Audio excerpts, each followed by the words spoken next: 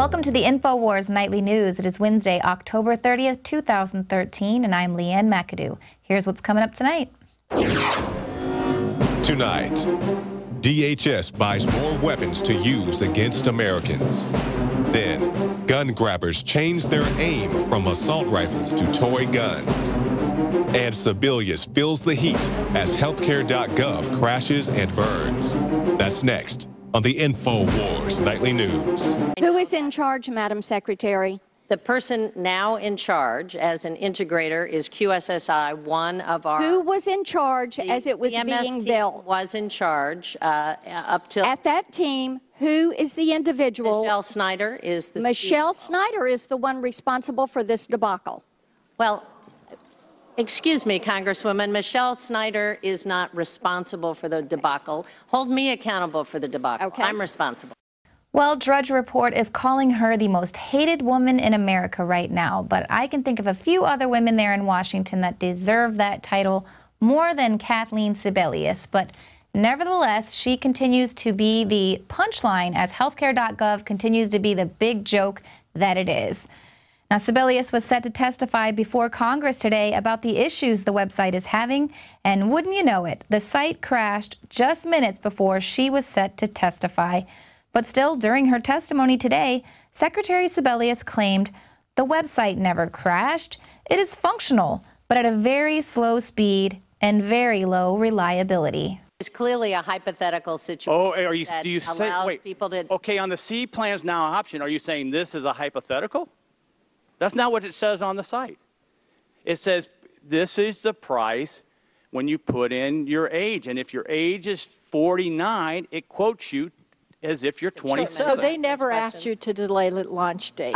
They did not. And frankly, I think it is not valuable at this point. Right. To do a lot of pointing blame, fixing the blame. What I want to do is fix the problem. And so do I. We need the whole team to move ahead, and we will report back regularly. Right, but we're relying on these contractors who fix this. You accepted a risk on behalf of every user of this computer that put their personal financial information at risk because you did not even have the most basic end-to-end test on security of this system. Toto, we're not in Kansas anymore. Well, Madam Secretary, while you're from Kansas, we're not in Kansas anymore.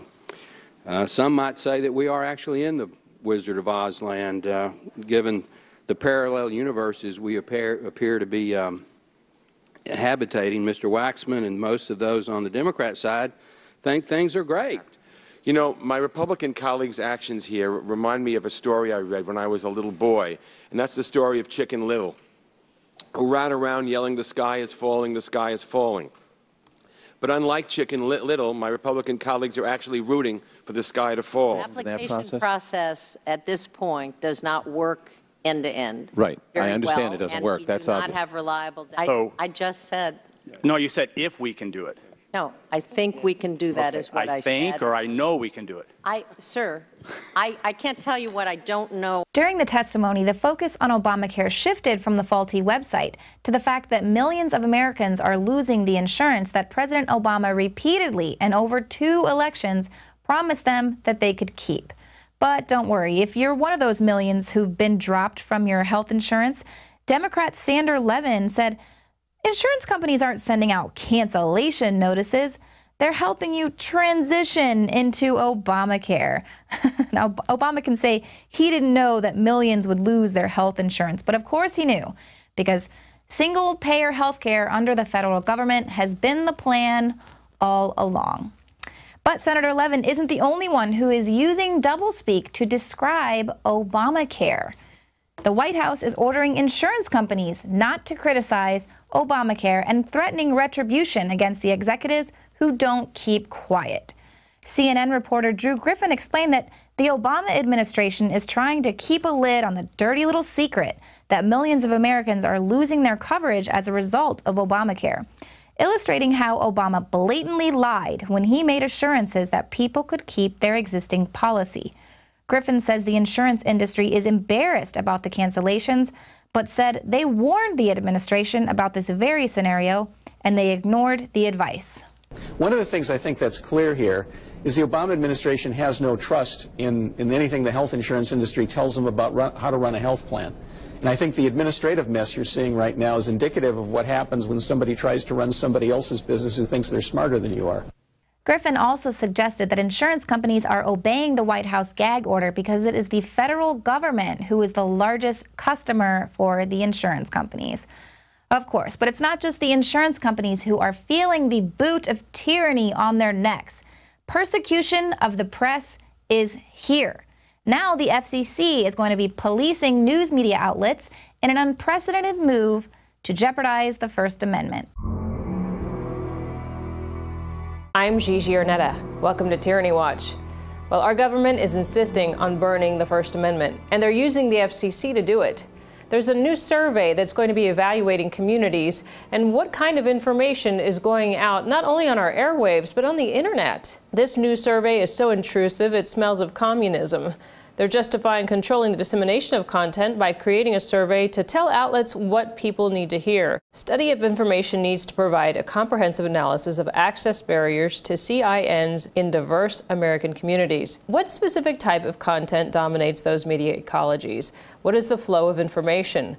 What barriers to entry exist in the FCC-regulated markets? And to what extent do those barriers to entry have a negative impact? The government spends $354 million of our money to fund the FCC so they can tell us what they think we need to hear. Our First Amendment has already been under attack by them telling people how they can speak, what flags they can fly. They rewrite history books all the time and turn them into fiction. Whether people can pray in school and even on football fields inside of schools, it seems all too natural the next thing would be to take away the freedom of the press. Diving deeper into this document, it covers broadcast news, newspaper news, radio news, and a blanket statement, curiously, for the internet. And let's jump forward to what it talks about regarding reporters and anchors. On page 25, it gives a list. It asks, what's the new philosophy of the station? How much news does your station air every day? Who decides which stories are covered? How much influence do you have in deciding which stories to cover? Have you ever suggested coverage of what you consider a story with critical information for your customers that was rejected by management? If so, can you give an example? What was the reason given for the decision? And why do you disagree? They're also surveying only 10% of non-English media. But aren't they also responsible for serving the underserved in our community? For more information on this, go to Infowars.com. I'm GiGi Ernetta for Tyranny Watch on the Infowars Nightly News. And just because you might be a civilian doesn't mean that you're safe from those think surveys.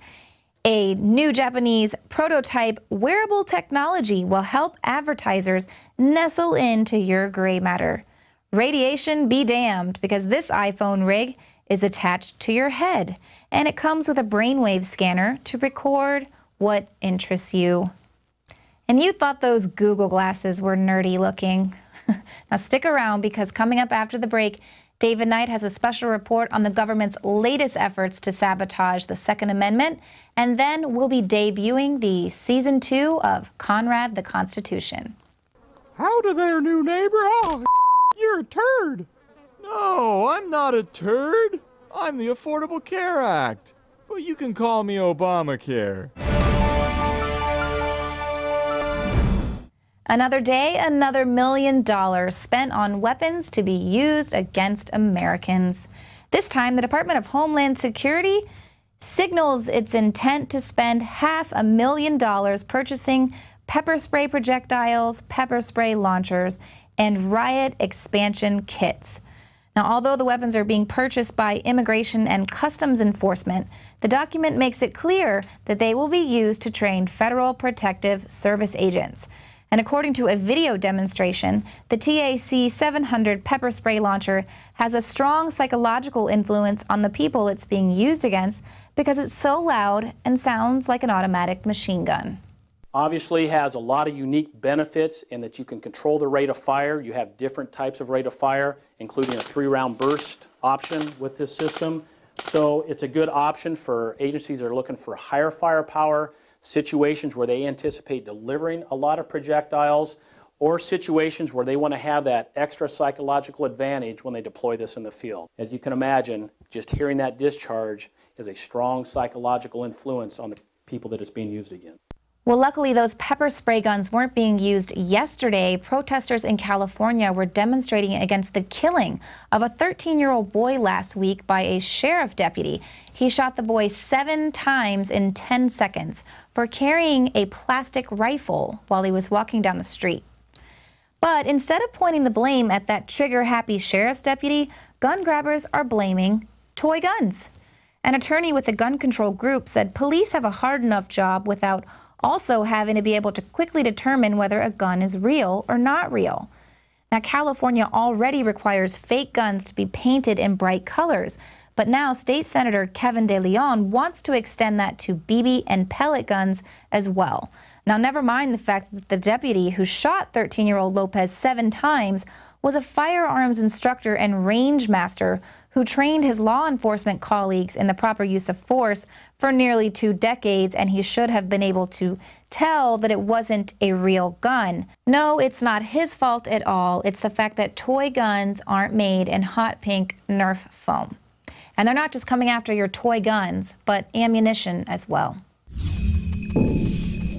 Gun control more and more is turning into a war on ammunition, leaving no doubt that this is about total disarmament. Gun control groups are pushing for background and registration of ammunition and not just guns. Another new front in the war on ammunition is environmental regulation. California just banned lead bullets for hunting, citing environmental protection. The Center for Biological Diversity has lobbied the EPA, unsuccessfully so far, to regulate ammunition as part of the Toxic Substances Control Act. But now the only ore to lead producer in America, the largest in the Western world, has been shut down by EPA regulation. For over 20 years, the company had been researching a wet chemical process and investing $30 million to replace smelting. The new process would have eliminated 99% of all current land, air, and water pollution releases, but EPA's regulatory uncertainty and estimated expense of $100 million to convert caused the company to finally throw in the towel. It's not just ammunition that's disappearing. American industry, American jobs are being regulated out of existence as well. Now, lead's still going to be manufactured in China, but it'll be done without any environmental oversight. It'll be scarce, it'll be expensive, we'll have fragile supply lines. There's more to the shutdown of Doe Run than just shutting down American industry and exporting jobs. It's part of a multi-pronged attack on ammunition. Drying up the market by hoarding all ammunition. Shutting down the market with background checks, registration, and banning of online sales. Using environmental regulation to ban the use and manufacture of lead. And after we can no longer manufacture ammunition domestically, we have the UN Arms Trade Treaty to stop the importation of ammunition. If you look at the multiple ways they're trying to remove all ammunition, not just certain guns they believe are dangerous, there's no question that this is about all-out gun control. For Infowars Nightly News, I'm David Knight. Now stay with us after the show because we're going to be premiering the 2nd season of Conrad the Constitution. And then Jakari Jackson will sit down with Sheriff Mack to give us an update on the sheriff who is facing jail time to defend your Second Amendment right. Conrad the Constitution is the brainchild of Fox Brothers Studios. It's a YouTube web series that follows Conrad, the living, breathing Constitution, as he battles constant, everyday threats to his well-being. Today, I am speaking with the series co-creator, Tim Fox. Hi, Tim. Welcome to the show. Hi. Thank you for having me on. So poor Conrad, he's always in jeopardy. Season 1, he was targeted by the NSA. He was audited by the IRS, and Nancy Pelosi pooped on his lawn. So what can we expect from season 2? Yes, well, a whole bunch of the same, really. Nothing's really changed in politics since then, unfortunately. Exactly. So our Constitution continues to be the target of molestations, if you might say, but from politicians. And I don't think that's going to change anytime soon, and it won't be in season 2. Yeah, definitely not. It's the government is the ongoing joke. So is Conrad going to be trying to sign up for the Affordable Care Act? Oh, there will be definitely some more episodes involving the Affordable Care Act. or Obamacare, as other people know. And he will be returning as a character in many more episodes. Well, definitely trying to navigate through the healthcare.gov website and actually dealing with the navigators themselves. I'm sure Conrad would have a lot of potential jokes there. Oh yes, that makes some good opportunities for some episodes. That's really what we've been doing, is just listening to the news, and that writes our episodes for us. So we don't have to do too much work. And kind of sad, you know, but it is very sad. So easy. America is kind of the laughingstock at the moment. Thank you, Obama. So now that his signature bill has turned out to be such a debacle, what do you think about Obama trying to tackle immigration? Oh, I'm sure it'll be quite the same debacle all over again. I'm just hoping he doesn't have time to get to it. That's kind of my wish, is that it just gets stuck in one debacle so it can't hurt too many other things, right away. It gets slowed down with Obamacare, so he doesn't touch anything else for a while. So I know Conrad sort of touched on the issue of immigration in season 1. What do you think? A lot of people say that, oh, this is a racist topic, or, people that have an issue with immigration are racist. And so then they're, calling Conrad, the living, breathing Constitution, racist. What do you think about that? Yeah, I think people really do like to inject race into the whole border issue. But from my standpoint, I've never seen it as a matter of race, only just a matter of security. You have a wide open border. Who knows what that can lead to? You just have people that you don't even know who they are. They're not being checked out or being. No one really knows who these people are. And it's not just a matter of race. It could be anyone coming across that border. It doesn't matter who it is from my standpoint. Exactly. And the White House is applying a lot of pressure to journalists and comedians and people that do web series such as Conrad the Constitution, kind of applying pressure against anyone that is critical of this administration. But comedians have always made fun of the presidents. And, here we had the rodeo clowns that wore the mask of Obama. Now they have to go through sensitivity training. What do you think about the administration's tolerance of the First Amendment? Well, quite frankly, it's really scary, just how intolerant they are of people just poking fun at anything they're doing, turning that to race, or they're insensitive. Whatever happened to the freedom of speech?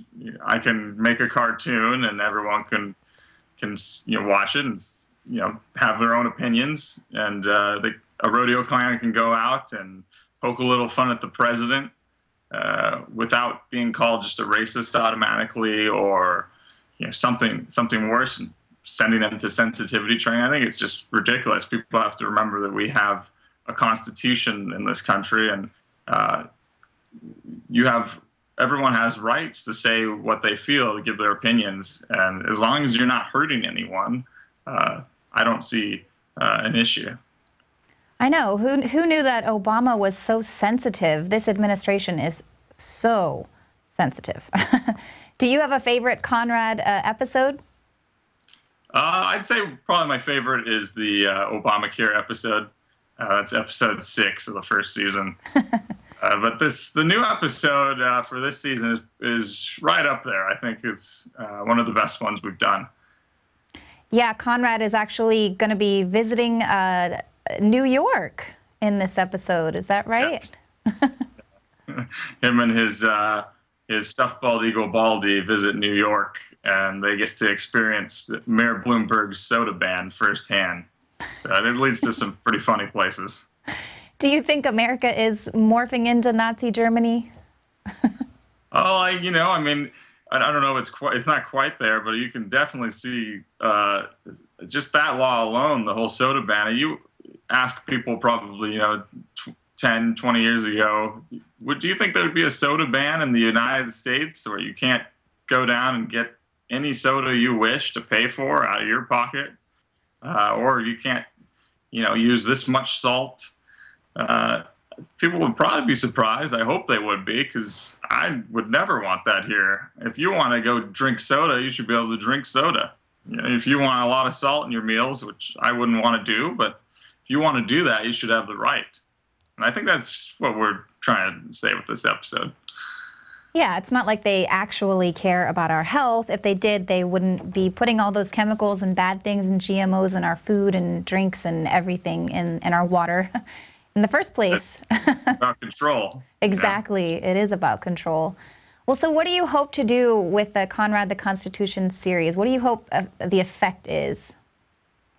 I just hope it makes people just pause and think a little more about the Constitution, some of the amendments that maybe we've forgotten about, and just in a humorous way, satirical of current politics, just something you can kind of laugh at to let off some steam maybe, and but also provides you with some information that's pretty accurate and just interesting to watch. You can show to your friends and make a point, but also give them a laugh. That's what I'm hoping to do with it. Me and my brother, and we're just hoping that lots of people will get to enjoy it and watch it, and maybe it changes some minds. Definitely. We do need to break open some minds here. Well, just to wrap it up, so since Conrad is the living, breathing Constitution, and he has to deal with so much out there constantly applying pressure to harm him, what can Conrad teach us about being good neighbors and good Americans? Well, I think one key thing to remember is to clean up after yourself and your dog. If you watch episode 6, you'll know what I'm talking about. And don't make a mess in the first place. We need to get Obama that episode so he can just stop making a mess of this country.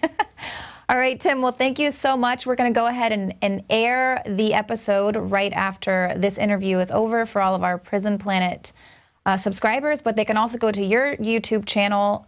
Why don't you tell them what it is? Yeah, so you can go to youtube.com/Fox Bros Studios with 2 S's. And all the episodes are there. You can search online for Conrad the Constitution, and the episodes will come up. And we hope you subscribe and stay tuned. Every 2 weeks, we have a new episode coming out. Well, we'll look forward to it. Thanks so much, Tim. Thank you.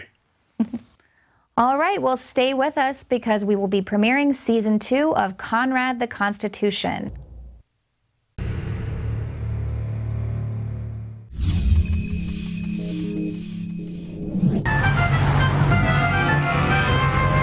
What do you say, Baldy? Aren't you excited to visit New York? Of course you are. You want a Mentos?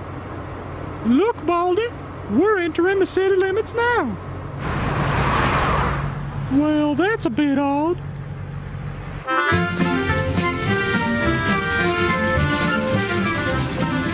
All this sightseeing is making me thirsty. Ah, an ice cold cola. Nectar of the gods. Needs more salt. Bereit zum Laden! Sie lassen einen Wissenschaftler mit Ihren Dokumenten entkommen. What do you mean? Warum kommst du nicht rüber und sagst mir das ins Gesicht, Mr. Supertough? Oh boy, do you hear that, Baldy? We get to meet the mayor. I hope he's nice. Want a Mentos, officer? Danke, Kumpel. Вот незадача.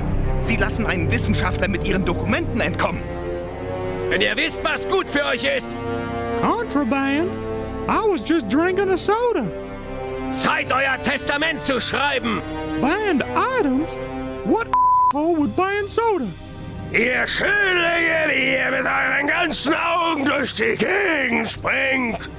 Now just wait a second. This is America. I have rights. Ich hau dich grün und blau, Kumpel. Ihr Ladies hättet ein paar richtige Männer mitbringen sollen. Well, you haven't banned Mentos, have you?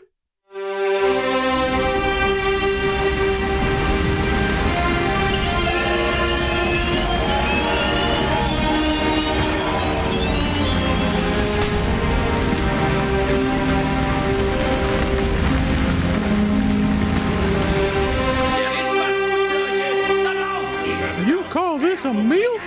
And just what the hell is this? It's like Sprite without the bubbles. Don't you have any soda, for God's sake?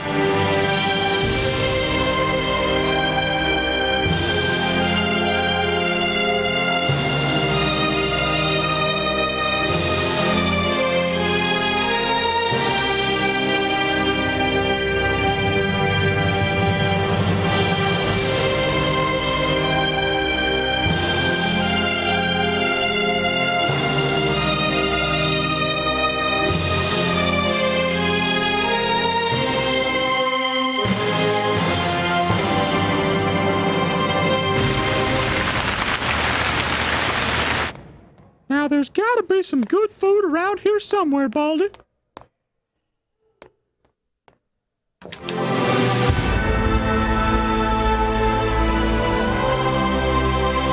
Eureka! Oh my, that was fantastic. And now a Mentos to top it off. Whoa! Now that's an interesting chemical reaction.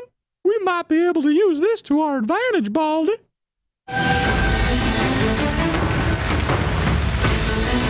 right, Baldy. Hold on.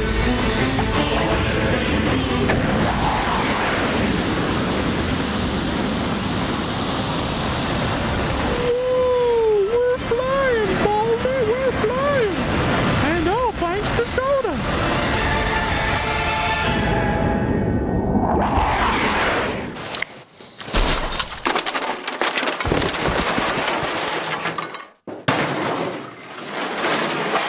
What the hell? Who are you? I'm Conrad the Constitution, and this here is Baldy. We just escaped one of Bloomberg's health camps. It was awful. They made us eat celery sticks and water. Oh my God. Don't worry though, you're in New Jersey now. You can be as fat as you like. Here, have a turkey. Whoa! Thank you, kind obese man.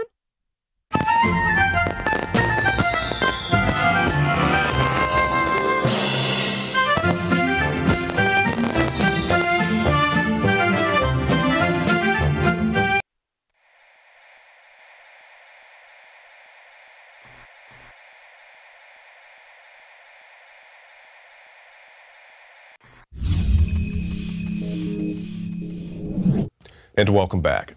Earlier this year, we reported how Florida Sheriff Nick Finch released a man from jail believing that the man's Second Amendment rights had been violated. Now, this didn't sit well with the officials in Florida, and they charged the sheriff with official misconduct. Constitutional Sheriff Richard Mack has been following this case, and he joins us now via Skype. All right, it's good to talk to you again, Sheriff. Now, I know you're down there. You're actually on the scene at the trial? Yes, that's correct. Okay, so give us the latest developments. Well, Jakari, I got to tell you, I've been to court and to trials hundreds of times in my 20-year law enforcement career. I've been to every major court in this country, all the way to the U.S. Supreme Court. I have never seen such a farce and a frivolous, corrupt prosecution in my life. Wow. This case should have never gone to court. There are no criminal charges here. They are railroading a sheriff who stood for the Second Amendment, who stood for what was right. That was brought up in court, that the only reason he did this was to defend the Second Amendment. Mm-hmm. There is no other evidence. He has to be convicted of corrupt intent in destroying public documents. There was not any evidence offered that he destroyed any public documents, and there's not one shred of evidence that he did so for corrupt intent. That is the term used in the law here in Florida. For a public official to be charged with this, you have to prove that he did so with corrupt intent. There's absolutely no corrupt intent. It was testified to over and over that he did this specifically to keep his oath to uphold and defend the Constitution of the United States, and specifically the Second Amendment. Now, Sheriff, can you elaborate? Still going for. Oh, Sheriff, I was just going to ask you to elaborate more on the corruption you say that's going place in the trial. Well, let me tell you, the judge has sided with the prosecutors 90% of all the motions. You know, objections. He just lets the prosecutors do whatever they want. Mm-hmm.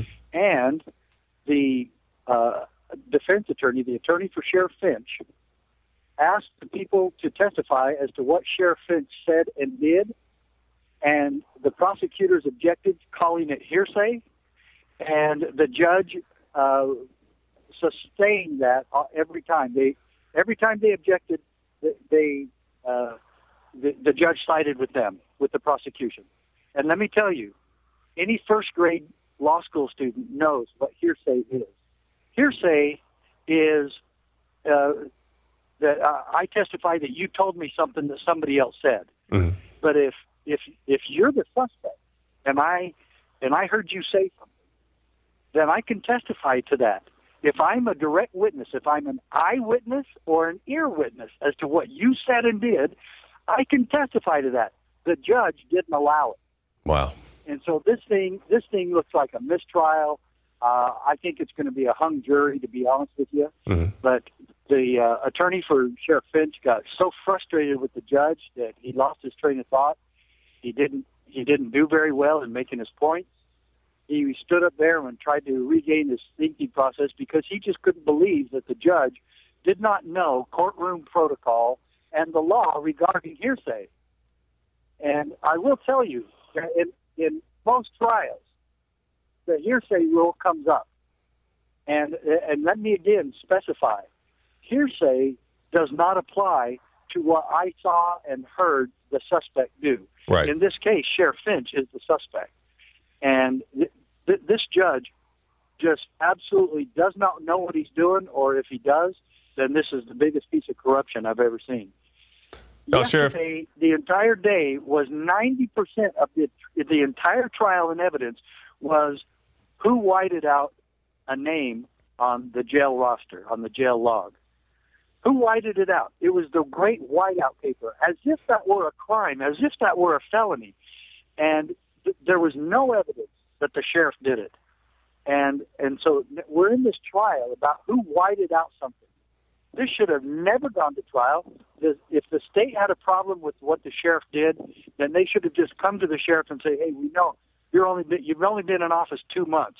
We just want to tell you that you've got to keep the documentation going. You've got to have a paper trail. But no, the governor comes in and suspends him without pay. So this man has not had a job or an income for 6 months now. And I'll tell you right now, the only people that are helping him keep his head above water and to keep in this trial are people from the GSN group. We really need all the listeners to go to cspoa.org. If you could put that out there, I'd really appreciate it.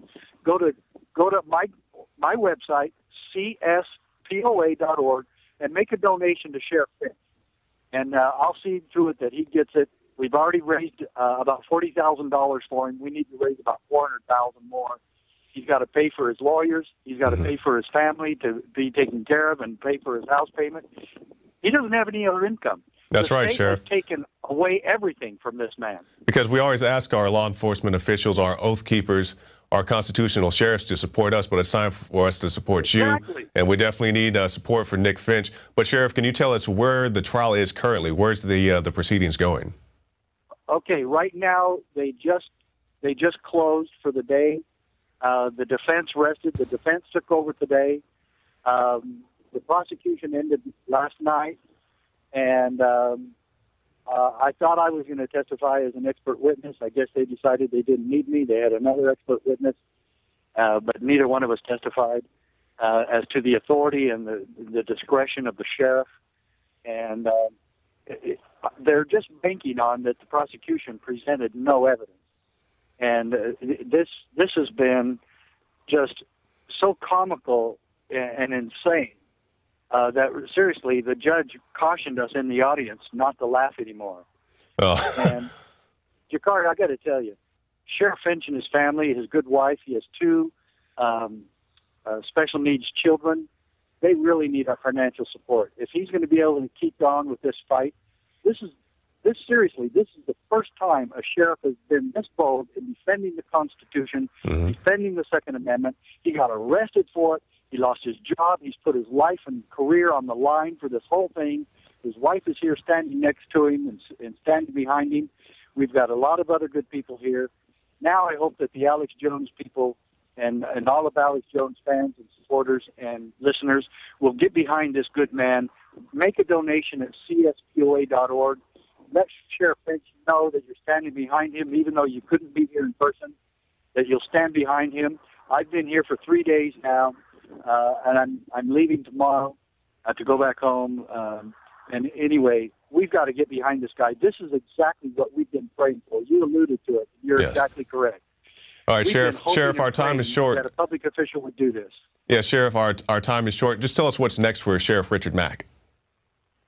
Well, we're going to continue this battle for freedom all across the country and defend sheriffs that are being attacked like this, like Sheriff Christopher in Delaware. Sheriff Finch is the biggest battle in America right now for freedom and for the independence and autonomy of the sheriffs for this country. If he loses this, this is going to be a horrible step backward for our sheriffs and our constitutional sheriff movement. That's exactly right. So, Sheriff Mack, sheriffmack.com. And thank you for your time, sir. I know you got more to say, but our time is short. But we'll put those websites up so everybody can visit those and support Sheriff Nick Finch. Thanks a lot. I appreciate it. Tell Alex hello and give him my best, and I'll talk to him soon. Okay, thanks, Sheriff. I'm your host, Jakari Jackson, and we'll see you again tomorrow night.